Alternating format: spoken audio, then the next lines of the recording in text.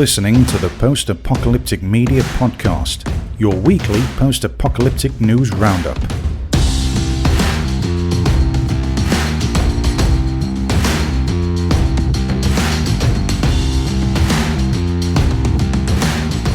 Hello and welcome back to the 77th episode of the Post-Apocalyptic Media Podcast. I am your host, Shawn, senior editor here at postapocalyptic.com. And as always, as I do every week, I bring to you the latest and greatest post-apocalyptic news. And most of it has to do with TV shows or movies, but I like to talk about games sometimes, even books, comics, whatever there is out there that has to do with the genre, right? So this first little bit of news is actually a pretty big one. It's something that's been on the minds of people for a long time, especially Walking Dead fans, is when are we going to see these Rick Grimes movies, right? Rick Grimes, of course, is the main character on The Walking Dead, and played by Andrew Lincoln, of course, and he's been out of the show, spoiler alert, for a little while now, right? A couple seasons. He hasn't been on the show.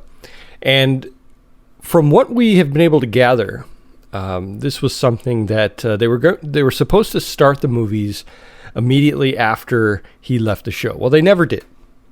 This is something that they talked about just recently, actually. In April, Variety had a little note mentioning the Rick Grimes movies, and they said, this is the quote from Variety, they say, "The films were originally meant to start production shortly after Lincoln's departure from the show, but at this time they remain in development."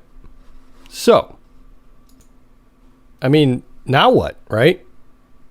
Well, The Hollywood Reporter actually also reported on April 27th of this year, and they said, they're talking about Rick Grimes. They said the star left the series a few seasons ago with plans to topline 3 feature film spin-offs set in the world of Robert Kirkman's zombie drama. There's been no movement on the Universal Pictures features in years. So, I think at this point, I kind of am okay with there not being the Rick Grimes movies. I mean, I'm a big Walking Dead fan, right? But I'm a realist Walking Dead fan. Like, I don't think that, the sun rises and sets by the stars and by the story and everything. I think it's an interesting show. But if we're past Rick Grimes at this point, this is my opinion, of course, and you may disagree, but whatever. I feel like we're past that.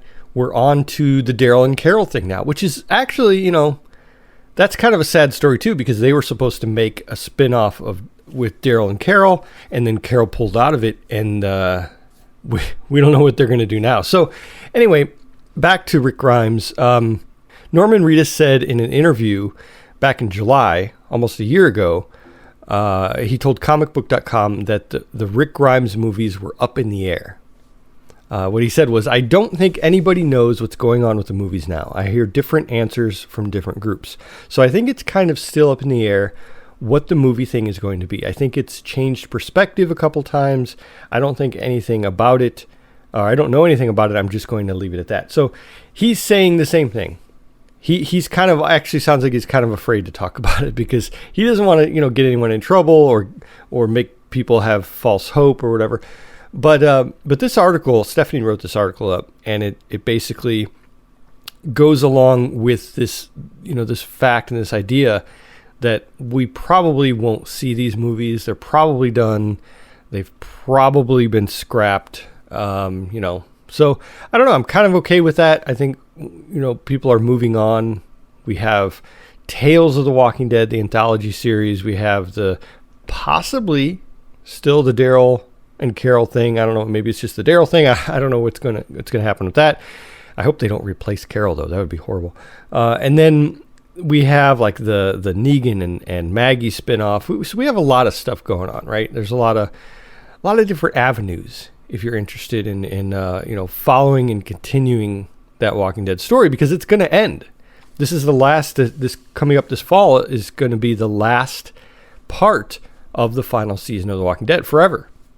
So, I think it's I don't know. I think it's kind of telling, but it's also, I feel like if this was a couple years ago and they said they're not doing the Rick Grimes movies, people would be like, wait, what?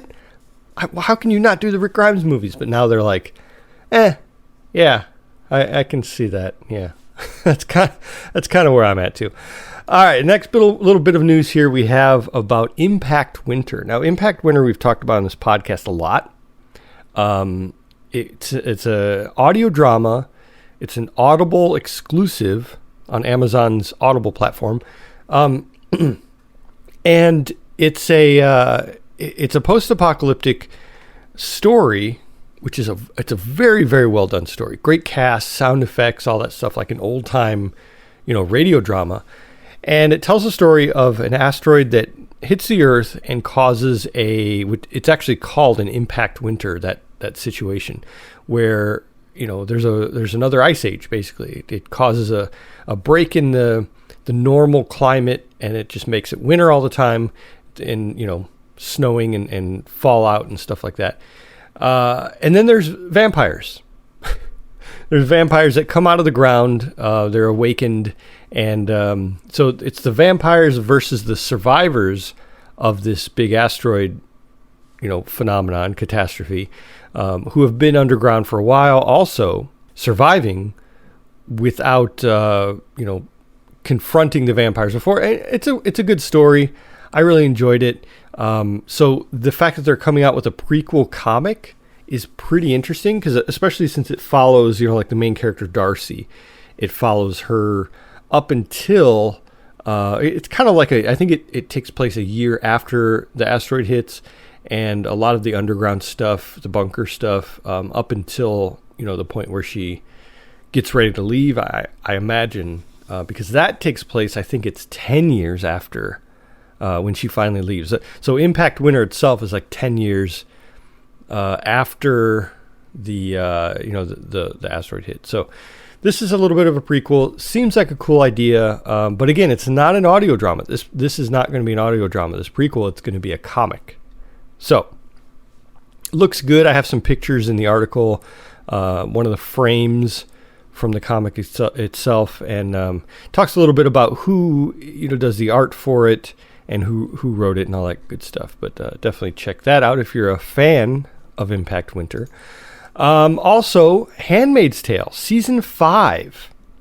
Now, who would have thought at this point that we were going to have a Season 5? Well, they did announce it, but we just haven't had any real information about it. Well, now they're saying that September 14th is the day that it will be coming back on Hulu. And we do know that Alexis Bledel, I guess how you pronounce that, she's not coming back as Emily. So that's some sad news. That's something we learned a little while ago. But it's cool to know that, the show itself is coming back for Season 5. I haven't watched Season 4. I kind of, lost interest in the show. But I know it has a lot of fans out there. So Season 5, September 14th. Snowpiercer. Speaking of final seasons, Snowpiercer is going to have Season 4, which is, there's no, definite release date for Season 4 yet. It's supposed to be next year, I believe, like early next year. But Season 4 is going to be the last one. That's going to be it. There's not going to be any more from, Jennifer Connelly and Daveed Diggs and Sean Bean. So that's going to be it. And this is another one of those. It's kind of like the Rick Grimes movies where I'm okay with this. Season 1 and 2 are really, really good of Snowpiercer. Season 3, I haven't seen all of it. This is a recurring problem here, isn't it?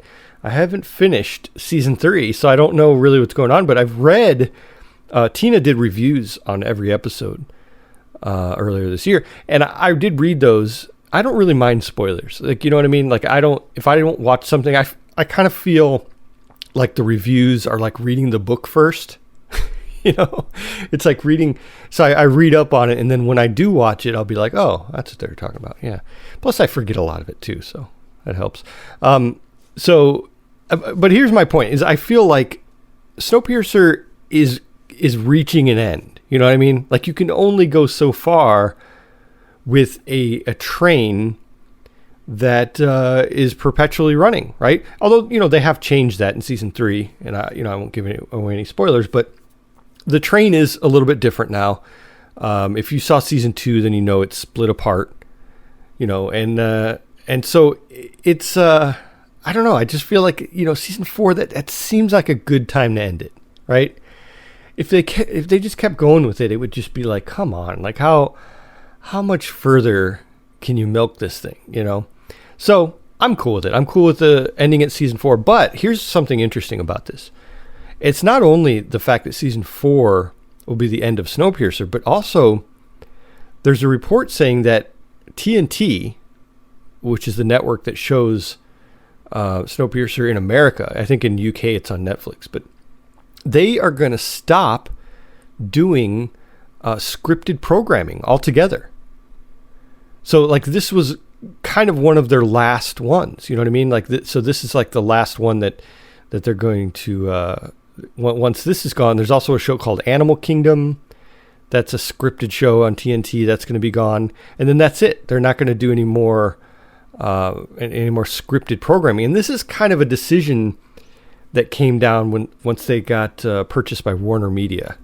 Warner Media bought them out, and I guess some people call it a merger, and they kind of changed some things. So I don't know what the plan is. I don't know what's going to go on, here with TNT, but it's kind of part of the plan. I think it's good timing. Well, one report actually said, and I think this is interesting, that if this would have happened, this merger would have happened a few months earlier than the announcement that there would be a season 4 for Snowpiercer, there probably wouldn't have been a season 4 of Snowpiercer. You know what I mean? Like if they would have just like finished out with this this merger a little bit earlier, they probably would have just said, nah, we'll just skip the season 4 thing. And that would have been sad, but that's showbiz, as they say, right? All right, next little bit of news. This is a fun one. Mad Max Furiosa is filming right now in Australia, right? They're some people are reporting that they're filming near New South Wales, Australia, and some people are saying that they've been filming in Sydney. I don't know for sure, but there's been a Chris Hemsworth has said New South Wales is where they're filming, and he put that on Twitter, so that's a definite. But what's cool about this is we've seen now some of the backstage set photos, of the set itself. Now, these aren't official photos.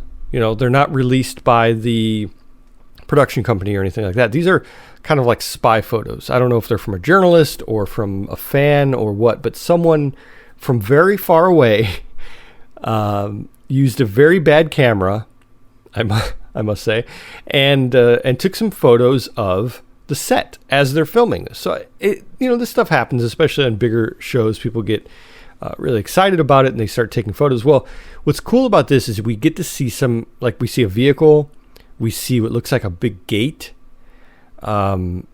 which is interesting to me. I'm always fascinated by how movies are filmed.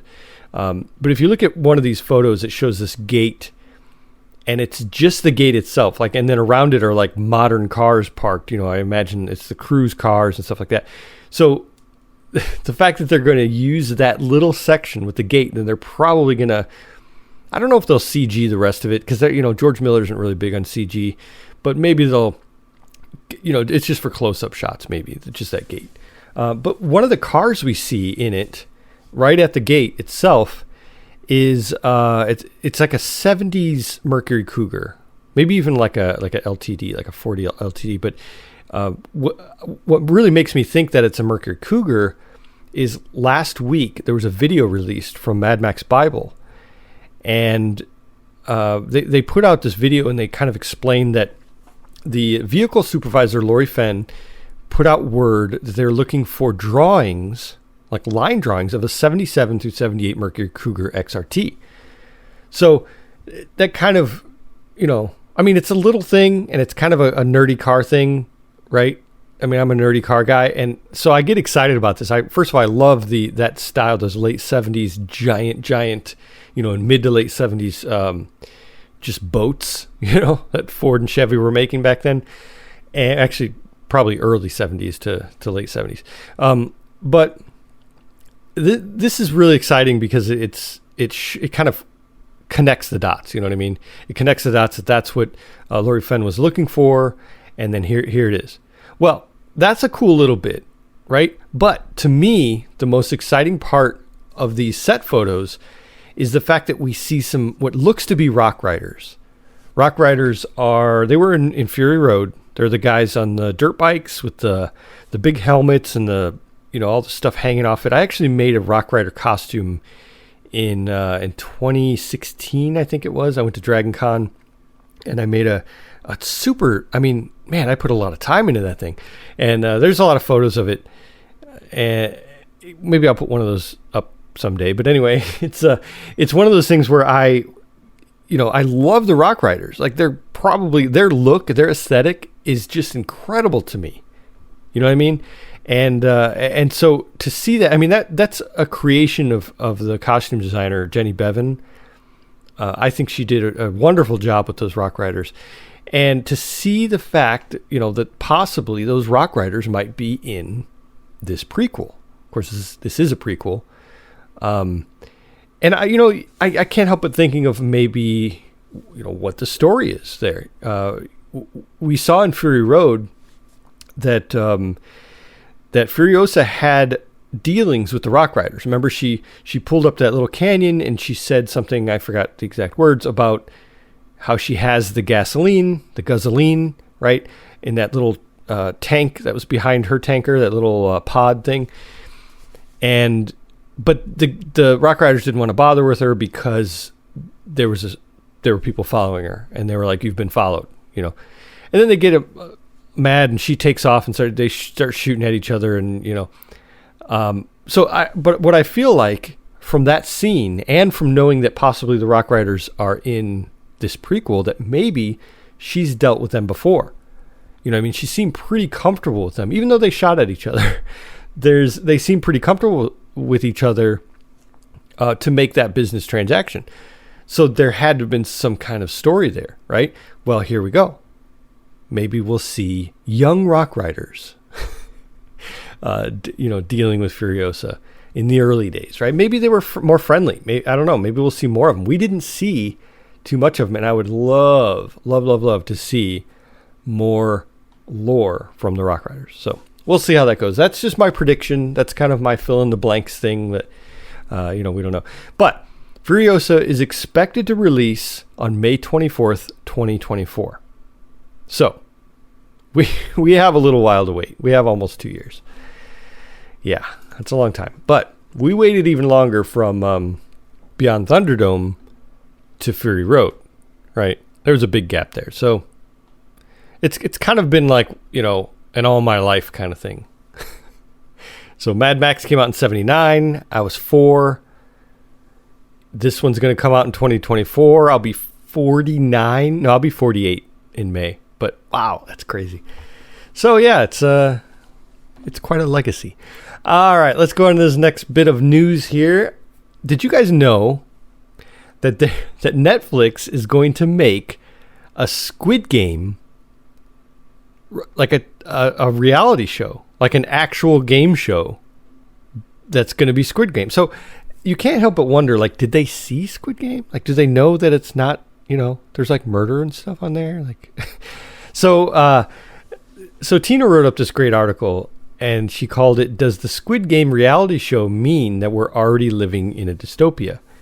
I think that's a good point, because to take something that's so obviously like not good, right, for lack of a better term, and then say, let's make a show about that, right? And a reality show, like an actual show. Well, Squid Game, if you haven't seen it, it's a South Korean show about these people. Well, I don't want to give away too much, but it's basically like a play till death kind of a game show, right? People die on it. There's a very, very famous scene that even if you haven't seen the show, you've probably seen the scene. seen this scene where there's a doll up at the front, and there are these people set back from it, and they have to run up to it. But every time the doll's head turns around, everyone has to freeze. And if they don't freeze, they get shot, right? That's like the most famous scene from the show. And I think it kind of, it's funny because it's like, well, they can't do that, right? And I think Val brought up the point, are they going to be using paintball guns or what?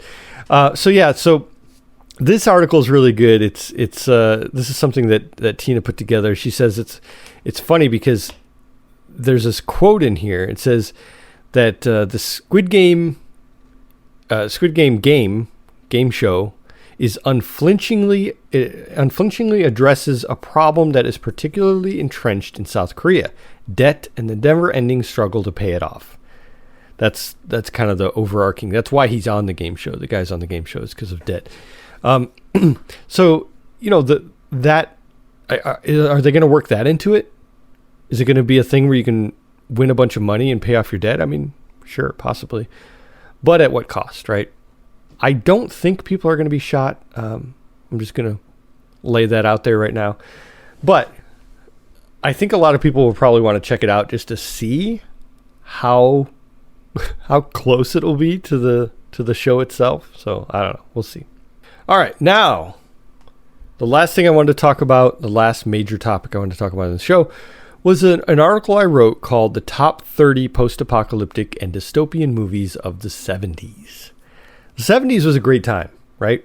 I was born in the 70s. Half of the 70s I spent growing up. And I point this out in this article because I think it's an important note is the people who grew up in the 50s, doing the duck and cover drills and getting the scare of, there's always going to be a nuclear war and that Russia's always going to attack us. I mean, that was in the 50s, and here we are still, dealing with that. But I think a lot of those kids, they grew up in this, and by the time they got to the 70s, they started making films about probably nightmare situations that they thought about as kids, right? So I point that out in this article, and then I kind of talk about, why these 70s movies were so great. Now, aside from apocalyptic movies, aside from, end of the world scenarios and stories like that, we also had some pretty amazing movies in the 70s, right? Star Wars, Close Encounters, Jaws, lots of really, really great movies in the 70s. I mean, I guess you can say that about every decade, but I really liked the movies of the 70s. They're low budget. Low budget movies could make it big in the 70s. I think in the 80s, we got away from that. Everything was like a blockbuster, and especially the 90s and 2000s. Everything had to be a blockbuster, right?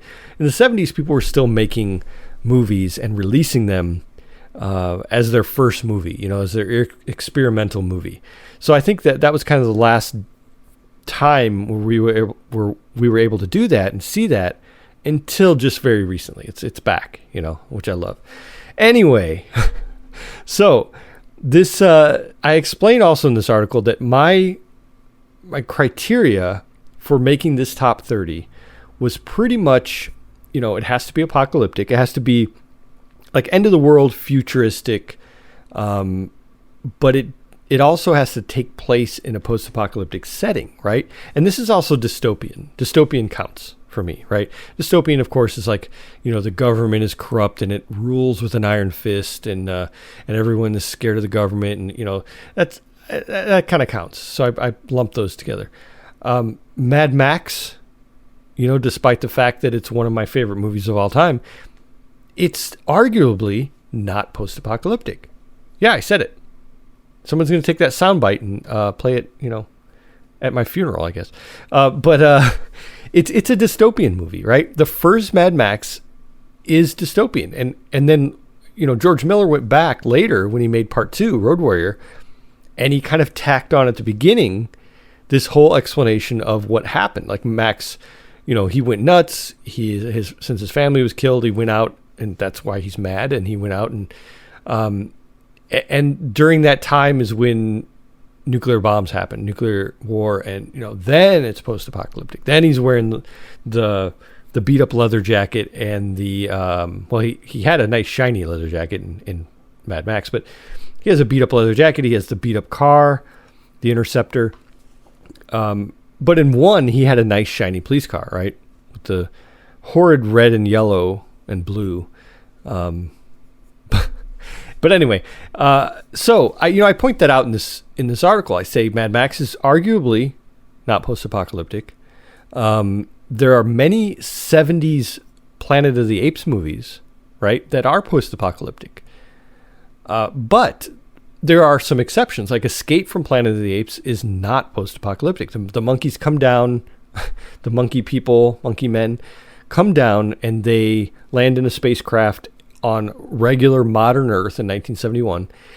And the whole movie is about dealing with that. Like, these space travelers from another planet are here, but it has nothing to do with an apocalypse. Now, if you want to go into like Battle for the Planet of the Apes, that takes place on the planet itself, and it's a crazy, it's a post-apocalyptic war movie. It's really great. And then you might be wondering, well, why don't you have regular Planet of the Apes in this list? Well, that came out in 1968, so not 70s. So there's my little explanation of different things here and there. Battlestar Galactica, again, that's another one. It's technically post-apocalyptic, right? It takes place, 500 years after the main character is like cryogenically frozen. He wakes up and there's like this race of aliens he's fighting, but he's fighting them in space, right? It came out in, I believe it came out in 1978. So right after Star Wars, it was kind of playing off of that, the Star Wars success, which a lot of movies did, late 70s, early 80s. But, it's a space movie. So with all that said, I'm not going to go over each one of these, but there are 30 movies that I put in this list. And what I hope to get out of this, or I hope that you get out of it, is maybe remind yourself of some great movies from the 70s that you haven't seen in a while, or, open your eyes to some movies that you've probably never heard of, especially these ones toward the bottom here. There are some, like Ravagers, that's my number 30. I think, I don't know, so people have probably heard that. There's The People Who Own the Dark. There's a great movie called Gas, and it has like 3 S's after it. Another name for it is It Became Necessary to Destroy the World in Order to Save It. That's the full name of the movie. And speaking of experimental films, that's right there. And that came out in September of 1970. So it's basically still a 60s movie that just kind of made it into the 70s. But yeah, I have a lot on this list. I'm not going to give away my number 1, although you probably can guess it. But there are a lot of dystopian movies on here too. Ones that don't have the leather armor and the the beat up vehicles and the desert wasteland and stuff like that. But everything is clean and shiny, and a good example of that is like THX 1138. The George Lucas, before he made Star Wars, he made this one in 1971. This is kind of like his experimental movie. It's a great dystopian movie. It's a really, really good movie, actually. But it's not, it's not post-apocalyptic, but it is dystopian. And so it might, I don't know. I thought about separating it and making like a dystopian movies, and then, but some of them overlap, like Mad Max. Mad Max overlaps. I think it's kind of, does both. I have Clockwork Orange on here, which is straight up dystopian, but I'd like to think it's also has a little bit of, post-apocalyptic. So, yeah. So check out this list. See if you agree. See if you think that I'm crazy for the ones I put toward the top. I don't think I am, of course. I think I'm perfectly sane. But, everyone has their opinion. Everyone has their favorite movies. Movies I grew up with affected me a lot more than, ones that you may have seen on, DVD recently, or, it's a whole different experience. So check out the list. Let me know what you think in the comments of either this article or the podcast itself. I would love to talk more about this. I could sit and talk about my favorite post-apoc movies all day long, but I won't do that to you. if you check out the site, you'll see that we actually have a lot more than just news. We have reviews. Tina's been doing Alone reviews. They're in season 9 right now. Can you believe that? Alone season 9. And so she did a recent episode 4 recap. She's done every one of them, up until now. She also did a great article called Apocalypse Movies for Kids. So if you have kids and you want to introduce them to the apocalyptic movies that you enjoy, but maybe you don't want to show them Clockwork Orange just yet. Although I watched it when I was pretty young, which is not good. It's maybe you can check out that article and see what that's all about. We also have Attack on Titan stuff. There's a lot of coverage from Stephanie on Attack on Titan. So yeah, check that out. The reviews, and there's not a lot of great shows going on right now besides Alone. Alone's a great show. So we don't have a lot of recaps and stuff, but we will. Like once Snowpiercer comes back, once Walking Dead comes back, we're going to be doing the recaps and reviews a whole lot more. So that'll be cool. Also, I wanted to mention really quick, kind of a shameless plug here for a project. Like if you listen to this show and you like the banter between Tina and I when we're able to get together and record a show together, we decided to actually make another new podcast. Yes, I know it's crazy to think, but so this one is all about the art of writing sci-fi, right? So it's like anything from writing sci-fi movies, film, or TV shows, comics, things like that. It's just it's like writing advice for sci-fi writers. So it's very specific. It's very niche. It's kind of, I don't know. I didn't really see any more like that. Well, here's the kicker here. We named it Double Spaced. It's the Double Spaced podcast, right? Double spaced, of course. Here's the different layers of the meaning of that. So we have double spaced as in the English grammar usage, right? We have double spaced as in space, as in sci-fi. We have double as in two people hosting it, right? So it's all these different layers, and you can tell I'm kind of proud of that name, right? When it came to me, I'm like, hey, I need to make a podcast about that. So it's something Tina and I do, and I'll put a link in the show notes for that, and you can check that out. If you're a writer, if you're interested in writing about sci-fi, not just post-apocalyptic, but anything to do with sci-fi, we are going to talk about it probably every 2 weeks. We'll probably record every 2 weeks or so and kind of see how that goes. So yeah, again, I'll put a link to the show page so you can check that out. I want to thank all of you for listening. This has been fun, as always, and make sure you stay alive out there, right? And always be ready for the big one. Bye-bye.